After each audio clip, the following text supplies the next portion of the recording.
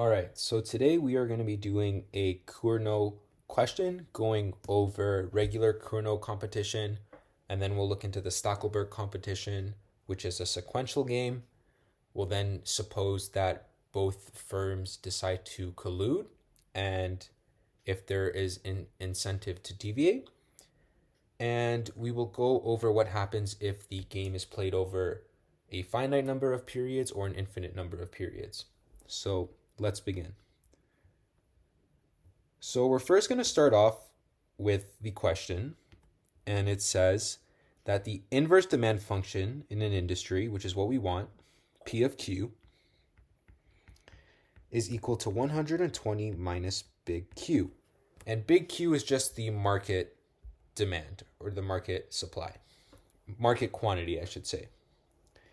And there's two firms in the industry, and they have the same marginal cost of production, right? CI is equal to 6, where I is equal to 1 and 2. And I is just the number of the firm, right? So the cost of firm 1 is $6, and the cost of firm 2 is $6. So part A says, assuming Cournot competition, which is a simultaneous quantity setting game, find each firm's output, price, and profits, draw BRFs for each firm, and indicate the Cournot equilibrium on your graph. Let's get into it. Now, the first step that we have to do here is we have to kind of manipulate this inverse demand function a little bit. We know big Q is the market quantity, and we know there's two firms in the market. We know it's a duopoly. So we can write P of Q as being equal to 120 minus little q1 minus little q2. And we get that from the fact that market quantity is equal to whatever quantity the first firm produces plus the quantity the second firm produces, right? And if we sub that into our equation, it's going to be 120 minus q1 plus q2. And if you expand the brackets, that's how you will get 120 minus q1 minus q2. So that's the first kind of important step, is rewriting the inverse demand function. Okay, now we'll get into step 1. And that's write out the profit maximization problem for each firm. And we just want to write out the profit max that each firm faces. So we'll start with firm 1. We know firm 1 wants to maximize their profit with respect to the quantity they set because it's a Cournot game. And we know that the profit function is just equal to the price minus the cost times whatever quantity the firm produces, right? We know that the price, we just found it here, is 120 minus q1 minus q2. So it's going to be equal to 120 minus q1 minus q2. And we know that the cost is equal to 6 because it was given in the question, right? Times q1. So this function here is essentially the same as this one. It's the same profit function. All we've done is we've subbed in p, right? We can do one more step and we can expand it and simplify. We know 120 minus 6 is 114 times q1 is 114 q1 minus q1 squared, because we have q1 times q1, minus q1 q2, right? All we did is we just expanded this function. And we got our profit max function for the first firm. Now let's do the same thing for the second firm.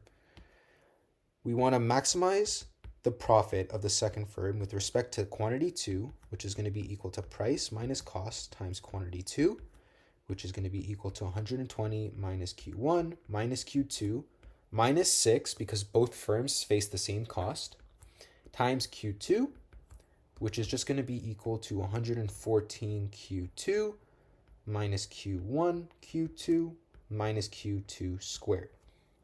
It's the exact same as the first firm. And that's perfect. That's step one, right? We wrote out the profit maximization problem for each firm. Now let's do step two. And step two is find the first order necessary condition and BRF function for each firm. And how do we do that? Well, we'll find the first order partial derivative of each profit function, and then we'll isolate for the respective firm's output. And let me just show you how we do it. It might make a little bit more sense that way. So we know first we're going to want to find the partial derivative of Q1 with respect to profit 1, because we want to maximize profit 1 by setting the output. That's why we're finding this first order necessary condition, right? We know that this derivative is going to be equal to 114 minus 2Q1 minus Q2, right? Now, to find the BRF of this function, let me actually write one more thing. We know this is equal to 0, right? To find the BRF, all we have to do is isolate for Q1, right? Because we want to find the best response of firm 1 to whatever quantity firm 2 sets. So BRF1, right? If we're isolating for Q1, we can move the 2Q1 to the other side. It's going to be 2Q1 is equal to 114 minus Q2. Divide both sides by 2, right? Like this. And what we'll end up getting is Q1 is equal to 114 over 2. We'll just write it like this. Q1 is equal to 114 minus Q2 over 2. Perfect. And that is our BRF1. Nice. Now we'll do the exact same thing, but for the second firm. Right? So we want to find the partial derivative of Q2 with respect to profit 2. It's going to be equal to 114 minus 2Q2 minus Q1. Right? And now to find the BRF2, it's the exact same steps. We want to isolate for Q2, and we know that this first order necessary condition is equal to 0. So we can write this as 2Q2 is equal to 114 minus Q1, right? We therefore know that if we divide both sides by 2, everything will cancel out, and we'll get Q2 by itself. So BRF2 is going to be Q2 is equal to 114 minus Q1 over 2. And these are our two BRF functions. And what's interesting about them is they represent the best response of each firm to whatever quantity the other firm sets, right? If you notice here, the quantity that the first firm produces depends on whatever quantity the second firm produces. And this works the same way in the other case. The quantity that firm 2 produces depends on what quantity firm 1 produces, right? These are the two best response functions. And we want to graph these functions, right, on an XY axis. To do that, though, we first need to find the intercepts, right? So let's do that for this BRF, right? BRF1. We know that when Q2 is equal to 0, right? So this is equal to 0. Q1 is going to be equal to 114 minus 0 over 2, which is just 114 over 2, which is going to be equal to 57, I believe. Yes. So when Q2 is equal to 0, Q1 is equal to 57. Now, what about when Q1 is equal to 0? Well, if Q1 is equal to 0, we're going to have 0 is equal to 114 minus Q2 over 2. We'll multiply both sides by 2, right? 2 times 0 is 0. These cancel out. So we'll get 0 is equal to 114 minus Q2. If we move the Q2 to the other side, we'll just get Q2 is equal to 114, right? So when Q1 is equal to 0, we know that Q2 is equal to 114, right? And now let's do the same thing for the second BRF function, right? We know that when Q1 is equal to 0, Q2 is going to be equal to 114 over 2, which is equal to 57. And we know that when Q2 is equal to 0, Q1 is going to be equal to 114, right? It's the exact same thing that we did up here. Perfect. So now we can actually graph the two BRF functions, right? So I'm going to put Q1 on the x-axis and Q2 on the y-axis. Let's start with BRF1. If Q2 is equal to 0, Q1 is equal to 57. Sorry. Q2 is equal to 0, Q1 is equal to 57. And when Q1 is equal to 0, Q2 is equal to 114. This is BRF1. And for BRF2, when Q1 is equal to 0, Q2 is equal to 57. And when Q2 is equal to 0, Q1 is equal to 114, right? And this is our BRF2. This point right here is going to be our Cournot-Nash equilibrium, right? This is going to be Q1 Cournot. This is going to be Q2 Cournot. And we actually have to find these values now. So let's do that. And the way we're going to find these values is we're going to sub BRF1 into BRF2, right? And this is a little mathematical, so we'll do it in a little bit more depth. So BRF1, right, we know that Q1 is going to be equal, we're subbing BRF1 into BRF2. So we know that Q2 is going to be equal to 114 minus Q2 over 2, right? And all we did is we subbed Q1 equal 114 minus Q2 over 2. This is BRF1. We subbed that into BRF2 for Q1, right? That's all we did. Now, the first thing we can do is cross multiply. We'll multiply both sides to get rid of this denominator 2.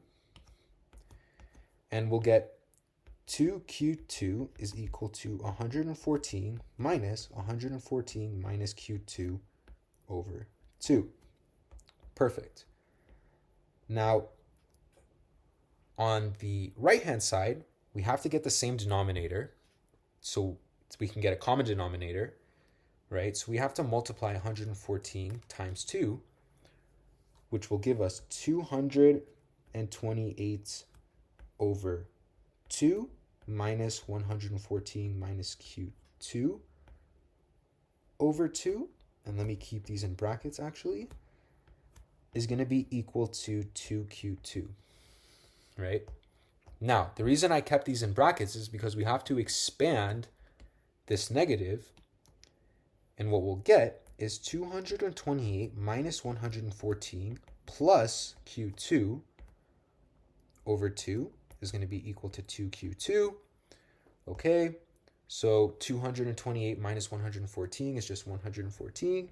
So 114 plus Q2 is going to be equal to 4Q2, right? We just cross-multiplied or multiplied both sides by 2 to get rid of this 2. And then all we have to do is bring the Q2 over, so we'll get 114 is going to be equal to 3Q2, right? 4Q2 minus Q2 is equal to 3Q2. We have to divide both sides by 3. And finally, we know that Q2 is equal to 114 over 3, which if we put this into our calculator, is equal to 38. Right? So Q2 Cournot is equal to 38. Perfect. Now all we have to do, sub Q2 Cournot equal 38 into BRF1 to find Q1 Cournot, right?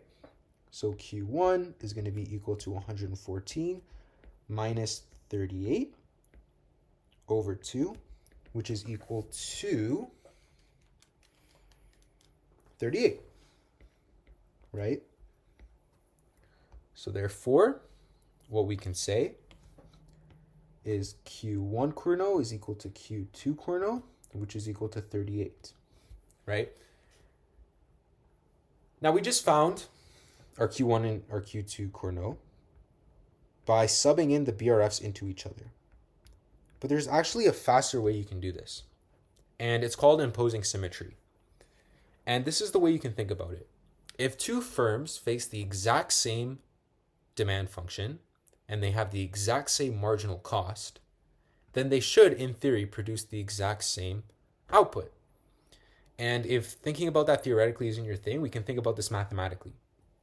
By looking at the two BRFs, if you notice, the two BRFs are exactly the same, the only difference being that Q1 and Q2 are in opposite places for each BRF, right? Q1 is right here on the left-hand side, and Q2 is on the right-hand side for the first BRF, and vice versa on the second BRF. So just think about that. These two BRFs are the exact same. The only difference is that the placement of Q1 and Q2 are opposite for each BRF. Mathematically, that means we can impose symmetry, right? Because solving the system of equations will always give us the same two answers, right? For Q1 and Q2, they'll always be symmetrical. And how do we impose symmetry? Well, just set Q1 and Q2 equal to Q, right? So this is how we'll do it, right? We'll do already here imposing symmetry, right? So we know that, for instance, BRF1 is going to be equal to Q1 is equal to 114 minus Q2 over 2. Imposing symmetry just means we set each Q1, Q2 equal to a common Q. So Q is going to be equal to 114 minus Q over 2. And this is really easy to solve, right? We'll get 2Q is equal to 114 minus Q. All we did is multiply both sides by 2. We'll get 3Q is equal to 114. And then we'll get Q is equal to 114 over 3, which is equal to 38, which we can then say Q1 Cournot is equal to Q2 Cournot, which is equal to 38, right? So there's two different ways you can find the Q1 and Q2 Cournot. The best way to do it is always subbing the BRFs into each other, right? Just to avoid the mistake that somehow the firms aren't symmetrical. But just from the question, right, we can tell, okay, they face the exact same demand function. They have the exact same cost. That means we can impose symmetry on the BRF function and find our common Q Cournot. And a very important thing to realize here is when you impose symmetry, it always has to be on the BRF functions. This is where you impose symmetry. You never impose symmetry over here when you're trying to maximize the profit functions. You never set these Q's equal to each other. Never do that. You always impose symmetry on the BRF functions. And so the way I like to think about it is I'll solve for the BRF functions first. And if the BRF functions are the exact same, the only difference being the Q placements are opposite, that's when I'll impose symmetry. And I'll impose symmetry on the BRF function.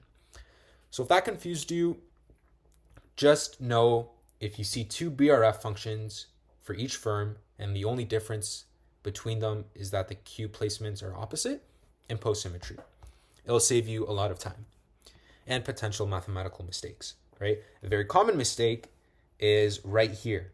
This negative, a lot of people forget to change this sign right here into a positive. So symmetry, imposing symmetry will help you if you can identify when to use it. Okay, let's keep going with the question, right? We know Q1 Cournot is going to be equal to Q2 Cournot, which is equal to 38. Recall that market output is equal to whatever the first firm produces plus whatever the second firm produces, right? Which we know is just going to be equal to 38 plus 38, which is going to be equal to 76, right? So we can therefore say that big Q Cournot is equal to 76, right? Recall that price was equal to 120 minus big Q, right? So this is going to be equal to 120 minus 76, right? We just solved for 76 over here by adding Q1 and Q2. So price is going to be equal to 120 minus 76, which is simply equal to 44, right? So price Cournot is equal to 44. And because we know that each firm produces the same output and each firm faces the same cost and the same price, we know profit 1 Cournot is going to be equal to profit 2 Cournot, which is going to be equal to price minus cost times quantity, I, right, whichever firm, which is going to be equal to 44 minus 6 times 38, right? We know that 44 is the price, 6 is the cost each firm faces, and 38 is the quantity that each firm produces. So profit 1 Cournot, which is going to equal profit 2 Cournot, is going to be equal to 38 squared, which is equal to 1,444, right? So boom, just like that, we solved question 1A, right? We graphed the BRF functions, we found the Nash equilibrium individual quantity output, the market output, the price, and the profit. Perfect. Now let's get into part B, right? Part B says, assuming Stackelberg competition, which is a sequential quantity setting game, firm 1 is the leader and moves first, and firm 2 is a follower and moves second. Find each firm's output, price, and profits. Is there any advantage of being a leader? Does the follower suffer?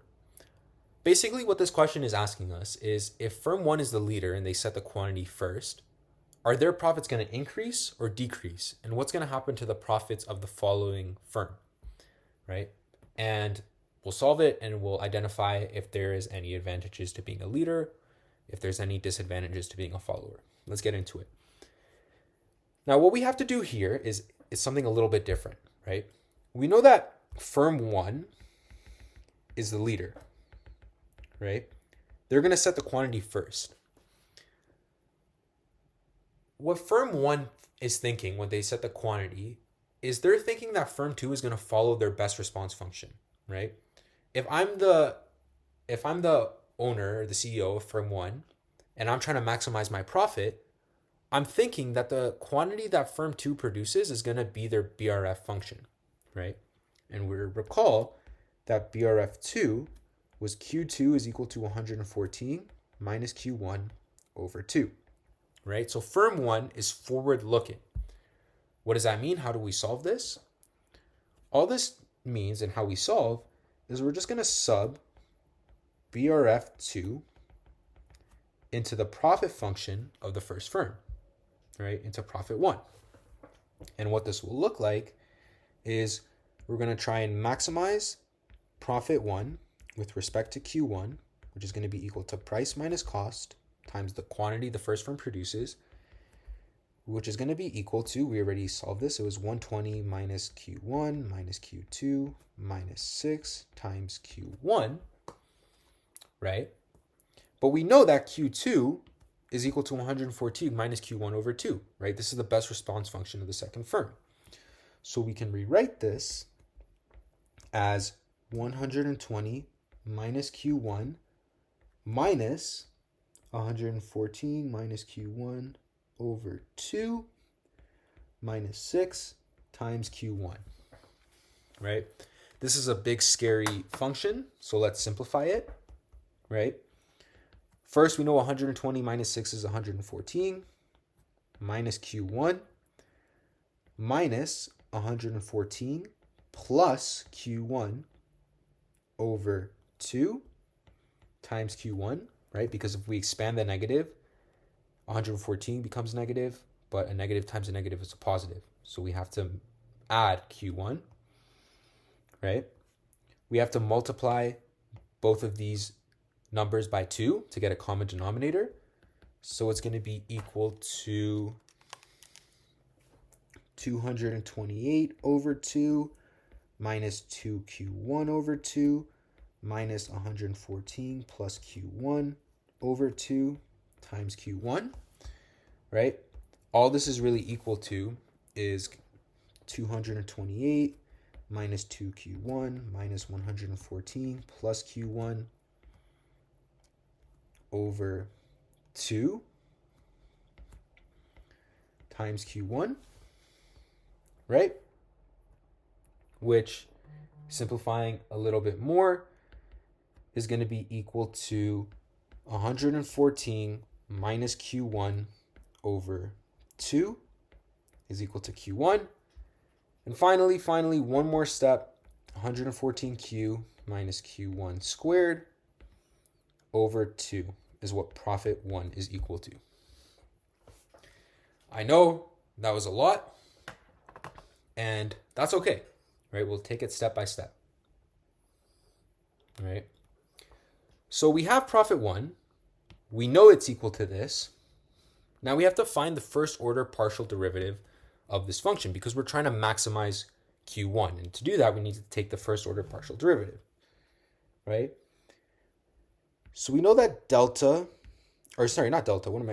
we know that the partial derivative of Q1 with respect to profit 1 is going to be equal to 114 minus 2Q1 over 2, right? Because the denominator is a constant, we can just leave it alone and take the partial derivative of the numerator. And we know that we can simplify this by going 114 over 2 minus 2Q1 over 2, which we know this is equal to 0.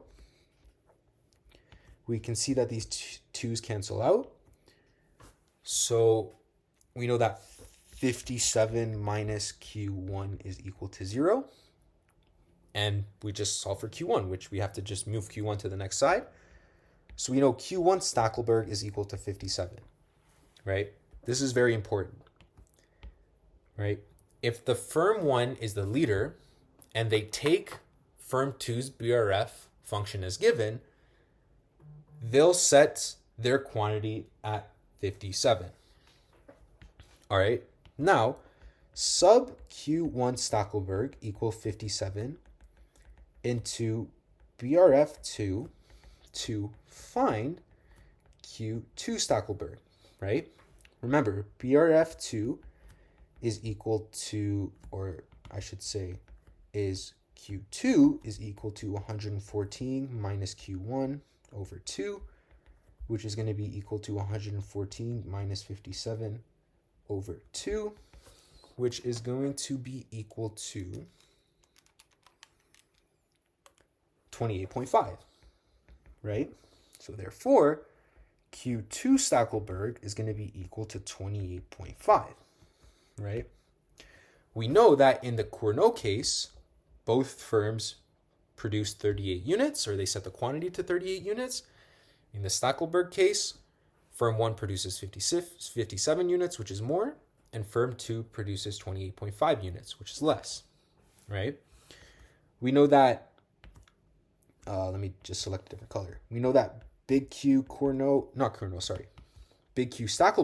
so market output Stackelberg, is going to be equal to Q1 Stackelberg plus Q2 Stackelberg, which is equal to 57 plus 28.5, which is going to be equal to 85.5, right? So therefore, big Q Stackelberg is equal to 85.5. Recall that price is equal to 120 minus Q, which is going to be equal to 120 minus 85.5, which is going to be equal to 34.5, right? So therefore, price Stackelberg is equal to 34.5. And now we can find the profits of each firm, right? And we know they're not equal to each other because Q1 produces or sets the output higher than Q2, than firm 2, right? So we know that profit 1, which is going to be equal to price minus cost times the output firm 1 sets, is going to be equal to the price is 34.5 minus 6, which is the cost, times 57, which is how much output firm 1 sets, which is going to be equal to, sorry, let me just calculate this, 1,624.5 is the profit of firm 1, if they're the leader. Now the profit of firm 2 as the follower, right, it's going to be equal to the same price minus the same cost, only firm 2 sets their output lower at 28.5, right? Meaning that their profit is going to be equal to 28.5 times 28.5, which is 812.25, right? So therefore, profit 1 Stackelberg is equal to 1,624.5. Profit 2 Stackelberg is equal to 812.25. We know that the profit 1 is equal to profit 2 in Cournot competition, right? And we know that was equal to 1,444. Well, if firm 1's the leader in the Stackelberg game, their profit is greater than the Cournot case, right? So profit 1 Stackelberg, which is equal to 1,624.5, is greater than profit 1 Cournot, which is equal to 1,444. And for firm 2, their profit of 812.25 as the follower in the Stackelberg game is lower than their profit in the Cournot simultaneous game, which was equal to 1,444, right? So from these profit functions, we can then say that firm 1 does have a first moving advantage, and firm 2 has a second moving disadvantage, right? And we were able to gather this from finding the profit of each firm in the Stackelberg game and comparing it to the profit in the Cournot game.